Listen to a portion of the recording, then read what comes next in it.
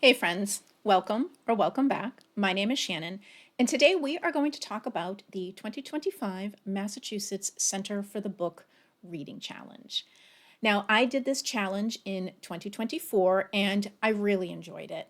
The Massachusetts Center for the Book is an affiliate of the Library of Congress Center for the Book. So if you go to the Library of Congress website, you can see whether your state has an affiliate and whether such affiliate is doing their own reading challenge. Now, because I am here in Massachusetts, obviously I am going to be doing the Massachusetts Reading Challenge. And I did this in 2024. I really enjoyed it. And one of the things that I learned from 2024 was that I didn't actually follow exactly what I picked out for myself, and I ended up going with different books. So I did a video last year about the 2024 picks that I did. I think it was the second video I had posted when I joined the booktube community. And so I had chosen 12 books, and out of the 12, I ended up switching out, I think, 5 books. So 5 books out of the 12, I had to switch out for something different due to mood reading or timing. So anything that I talk about here for 2025 will probably be subject to change. But I'm going to make a good faith effort to try to actually read the books that I have chosen. But who knows what will happen in 2025? So the rules that I set for myself, so for the books that I've chosen, one, I wanted to prioritize any reading projects that I had. For example, my ancient TBR, I did a video about books that I've had on my shelves for like 20 years and still haven't read. Then there was another project I set for myself, rereading books that I disliked to see if I had a different take on it. And then I also want to, I did a video where I want to read books that I had no desire to read due to their transgressive nature, basically giving them a chance. So those are the 3 projects that I'd like to prioritize when I chose these books. Then I wanted it to be something I hadn't read before, unless it's a book for the specific project. So the one where I'm rereading something I didn't like, that I can use. And then I must own the book. No buying. So those are the rules that I set for myself. All right, so let's get started. In January, the prompt is a book published in or about the year you were born. So I was born in 1979. And so I chose Flowers in the Attic by V.C. Andrews. Now, this is actually from my rereading books I disliked project. And this is a Gothic novel about 4 children held prisoner in their grandparents' attic so that their grandfather doesn't learn about them and their mother can claim her inheritance after the death of her father. Apparently, the grandfather didn't approve of their parents' marriage, and what was supposed to be a short time in the attic turns into years, and the children learn many awful things about their family. I read this many years ago, probably in the 80s, when I was way too young to be reading it. There was a television series. I don't recall if I ever saw it, but I remember being traumatized by this book. But who knows, now that I'm in my 40s, maybe I'll have a different take on it. I don't know. But this was published in 1979, the year I was born. For February, the prompt is a book with the name of a city in the title. And this is actually perfect timing. So I chose Night Train to Lisbon by Pascal Mercier, translated from the German by Barbara Harshav. And the reason that this is perfect timing is because I am actually heading to Lisbon in early 2025, and I had picked up a couple of books either by a Portuguese author or set in Portugal. So this is the one that's set in Portugal that I wanted to read before I head to Portugal. Raymond Gregorius teaches classical language at a Swiss school and lives a life governed by routine. One day, a chance encounter with a Portuguese woman inspires him to question his life and leads him to an extraordinary book that will embolden him to change it. Gregorius boards a train to Lisbon, prompted by the words of Amadeu de Prado, a doctor whose intelligence and magnetism left a mark on everyone who met him and whose principles brought him into a confrontation with Salazar's dictatorship.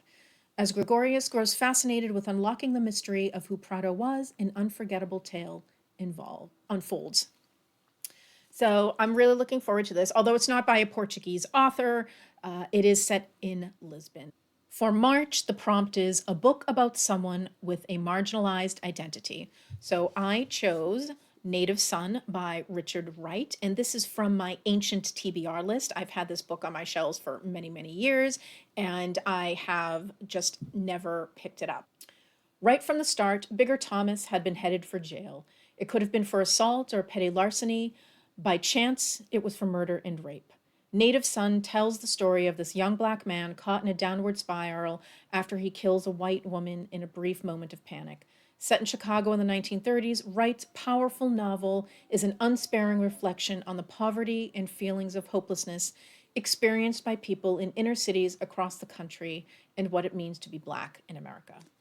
So, Native Son by Richard Wright, a well-known classic. For April, the prompt is a book about books, bookstores, or libraries.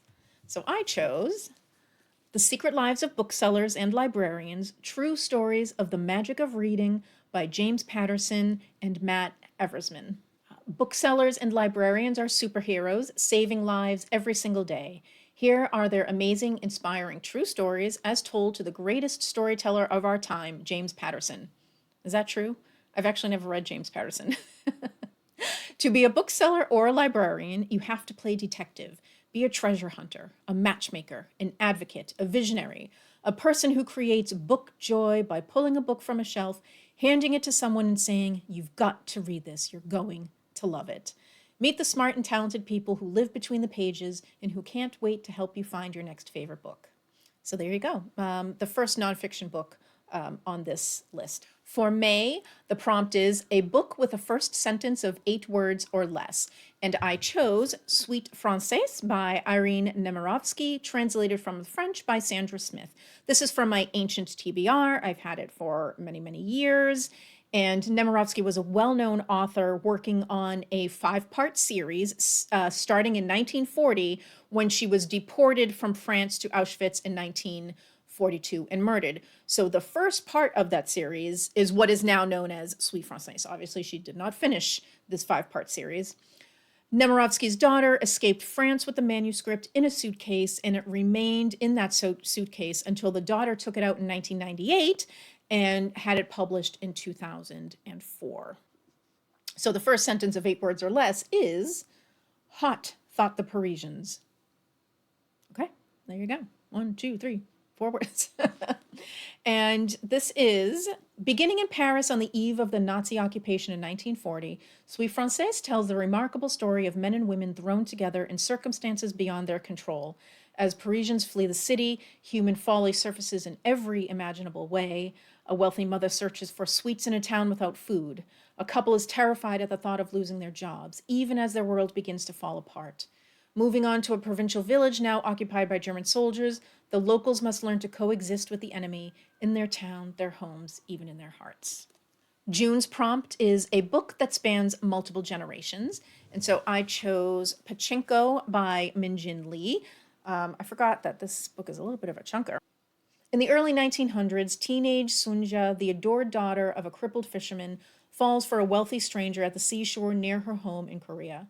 He promises her the world, but when she discovers she is pregnant and that her lover is married, she refuses to be bought. Instead, she accepts an offer of marriage from a gentle, sickly minister passing through on his way to Japan. But her decision to abandon her home and to reject her son's powerful father sets off a dramatic saga that will echo down through the generations. So I am actually looking forward to this. I've had this on my shelves for a while. Not quite ancient, but getting up there. For July, the prompt is a book you were drawn to by the cover. And this is great because I just did a video talking about how there were a whole bunch of books that I purchased just for the cover. I chose Bad Feminist by Roxane Gay. In these funny and insightful essays, Roxane Gay takes us through the journey of her evolution as a woman of color, while also taking readers on a ride through culture of the last few years and commenting on the state of feminism today. The portrait that emerges is not only one of an incredibly insightful woman continually growing to understand herself in our society, but also one of our culture. Bad Feminist is a sharp, funny, and spot-on look at the ways in which culture we consume becomes who we are, and an inspiring call to arms of all the ways we still need to do better. And I absolutely love this cover because you've got this metallic pink and the pink spreads. Oh, it's so pretty. Obviously, I had a bunch of other covers that I absolutely adored, but again, I wanted some nonfiction on this list, so I am looking forward to reading this. August's prompt is a book with a protagonist who is a teenager or senior citizen. So I chose A Clockwork Orange by Anthony Burgess, and this is from my books I don't want to read, but I'm gonna list. This is a very transgressive book, and I've deliberately stayed away from it. In Anthony Burgess's influential nightmare vision of the future, criminals take over after dark. Teen gang leader Alex narrates in fantastically inventive slang that echoes the violent intensity of youth rebelling against society. Dazzling and transgressive, A Clockwork Orange is a frightening fable about good and evil and the meaning of human freedom.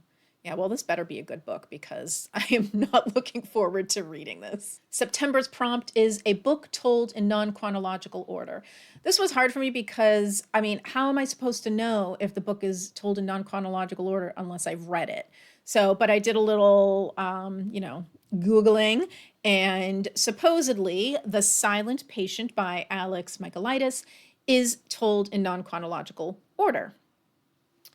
Alicia Berenson's life is seemingly perfect until one night when her husband Gabriel returns home late from work and Alicia shoots him 5 times in the face and then never speaks another word. Alicia's refusal to talk or to give any kind of explanation turns a domestic tragedy into a mystery that encaptures the public imagination, and she, the silent patient, is hidden away from the tabloids at the Grove, a secure psychiatric unit in North London. Criminal psychotherapist Theo Faber is captivated by Alicia's story and jumps at the opportunity to work with her. His determination to get her to talk and unravel the mystery of why she shot her husband will take him down a path more unexpected and more terrifying than he ever imagined. October's prompt is a book published by a Massachusetts press. This was a tough one because I don't own any books published by a strictly Massachusetts publishing company. There aren't that many here headquartered in Boston. There are a few, but I don't own any of their books. So I'm going with The Hearth and Eagle by Anya Seton. And this is published by Mariner Books, which originated in Boston, but is now an imprint of HarperCollins. And HarperCollins is headquartered in New York. So this was published in 1948, and it is a historical fiction novel set in Massachusetts. In the mid-1940s, the great historical novelist Anya Seton embarked on a fervent search for her forebears that led her to Marblehead, Massachusetts, a sea-girdled town of rocks and winding lanes and clustered old houses. There she found an ancestor and the setting for this, her 4th novel.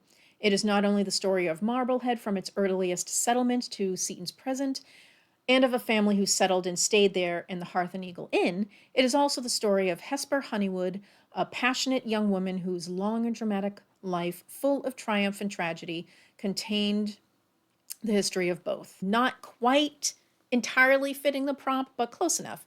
It's a former Massachusetts press, and the setting is set in Massachusetts. So, November's prompt is a cookbook or a book about food. I chose The Omnivore's Dilemma, A Natural History of 4 Meals by Michael Pollan. So adding in another nonfiction book here. And so I already now have at least one book planned for Nonfiction November. What should we have for dinner? 10 years ago, Michael Pollan confronted us with the seemingly simple question, and with The Omnivore's Dilemma, his brilliant and eye-opening exploration of our food choices demonstrated that how we answer it today may determine not only our health, but our survival as a species. In the years since, Pollan's revolutionary examination has changed the way Americans think about food, bringing wide attention to the little-known but vitally important dimensions of food and agriculture in America. Pollan launched a national conversation about what we eat and the profound consequences that even the simplest everyday food choices have on both ourselves and the natural world. I think this is going to be very interesting because I am actually very interested in our food production, food systems, agriculture, etc. So I am looking forward to this. And I already have a book planned for Nonfiction November. Last, for December, the prompt is another book by an author you've already read. So I chose Christmas Pudding and Pigeon Pie by Nancy Mitford. I decided I would choose something Christmassy for December. And there's a little bit of recency bias in here because at the time I finished drafting up this list, I had just finished reading my first Nancy Mitford called Highland Fling, and I really enjoyed it. And Mitford is savage. She is a savage satirist. And so I really enjoyed reading Highland Fling. So got something Christmassy for next December. This book contains 2 separate stories. In Christmas Pudding, an array of colorful characters converge on the hunt-obsessed Lady Bobbin's country house, including her rebellious daughter, Philadelphia, the girl's pompous suitor, a couple of children obsessed with newspaper death notices, and an aspiring writer whose serious first novel has been acclaimed, to his utter dismay, as the funniest book of the year. So that sounds really fun. So that's the Christmas one. And then the second story in here is called Pigeon Pie, and this is set at the outbreak of World War II. Lady Sophia Garfield dreams of becoming a beautiful spy, yet manages not to notice a nest of German agents right under her nose. That is, until the murder of her maid and kidnapping of her beloved bulldog forces them on her attention, and her actions prove heroic. It already sounds hilarious. From what I understand, these have a lighter tone than Mitford's later work, and they offer, the cynical criticism of the shallow and conventional way of life of British upper class in the 1920s. So, I hate always having to bring everything around to Jane Austen, but I'm gonna. So she's sort of like the 1920s Jane Austen, whereas, 100 years earlier, Jane Austen was savagely criticizing and satirizing her period of time, and looks like Nancy Mitford is doing the same thing, and they're both doing it in a light and funny manner. So looking forward to this one. So there we go. 12 books for 2025. I'm going to do my best to keep to this list, but you know what? Things happen. I may switch them out depending on mood. I don't know, but we'll see. So, are you doing a reading challenge in 2025? Are you in Massachusetts? Are you going to do this one? Have you read any of these books? Let me know. I would love to hear from you. So that is all I have for you today. Thank you so much for joining, and have a great day. Bye.